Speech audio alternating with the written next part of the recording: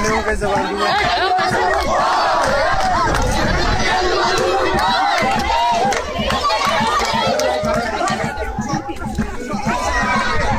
Kışanı sürüp bir dur, ileriden beni. Kışanı sürüp bir dur.